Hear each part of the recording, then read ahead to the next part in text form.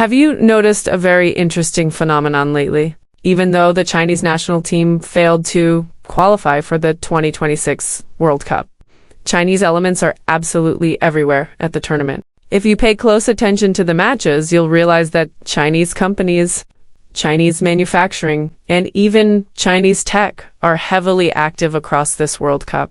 In other words, while the team might be absent, Chinese enterprises are definitely not. So how exactly are Chinese companies participating in the World Cup this year? Today, let's dive deep into this topic. Many of you might remember the 2022 Qatar World Cup, where Chinese companies basically took over the stadium screens. According to market research firm Global Data, Chinese companies poured about 1.395 billion USD into sponsorships back then, surpassing American companies to become the largest source of sponsorship funding. Brands like Hisense, Mengniu, Vivo, Wanda, and BYD were practically impossible to miss.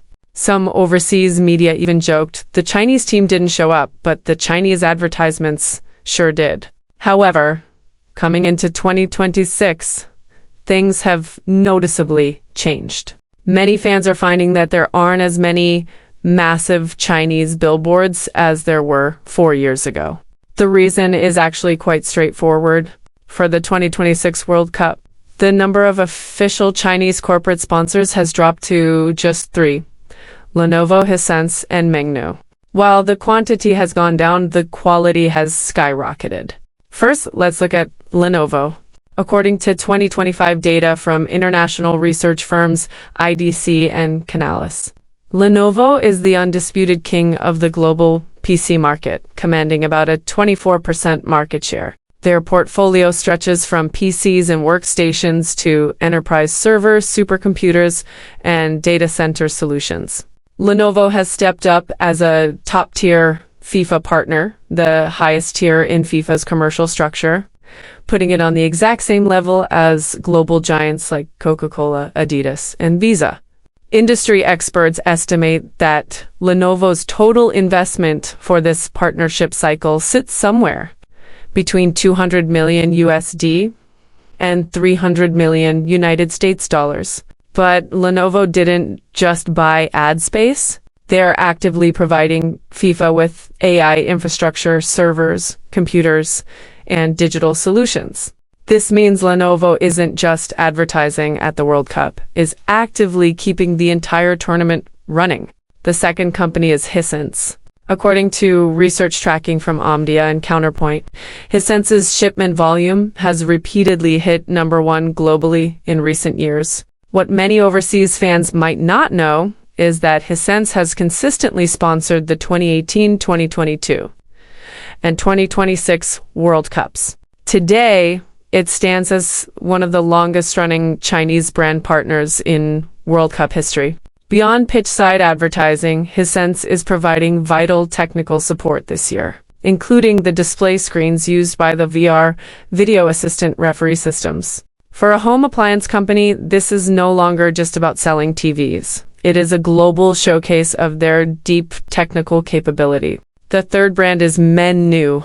Mengniu has firmly secured its spot in the top tier of the global dairy industry, ranking around 7th or 8th globally, depending on the data source. Mengniu started its World Cup sponsorship journey back in 2018 and has already locked in its partnership all the way through 2030.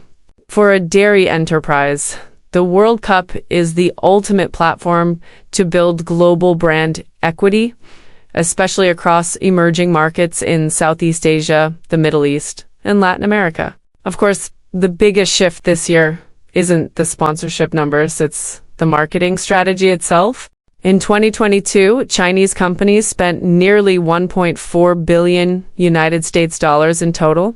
In 2026, due to the consolidation of official sponsors, industry experts estimate the total investment is around 350 million USD to 500 million United States dollars, making up roughly 1/5 of the total sponsorship pool. The absolute spending has dropped significantly. Why? Because Chinese enterprises have officially entered a brand new phase of globalization.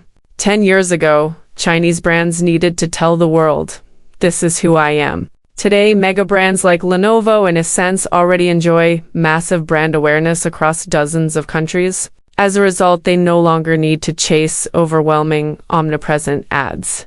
Instead, they are prioritizing high-quality branding and long-term ecosystem impact. At the same time, more companies are shifting their marketing budgets into social media, short-form video platforms, direct athlete partnerships, and localized marketing, rather than putting all their eggs into a single World Cup ad basket. But if you think this means Chinese influence at the World Cup has faded, you would be completely wrong. In reality, the way Chinese companies engage with the World Cup has evolved from front-facing advertising into deep supply chain integration. From IT infrastructure to advanced display systems, from official souvenirs to massive volumes of fan merchandise, and through countless electronic items and consumer goods, Chinese manufacturing is deeply embedded in this tournament. It's highly likely that the World Cup gear global fans are buying right now came straight out of a Chinese factory. To wrap it up, let's look at the bigger picture.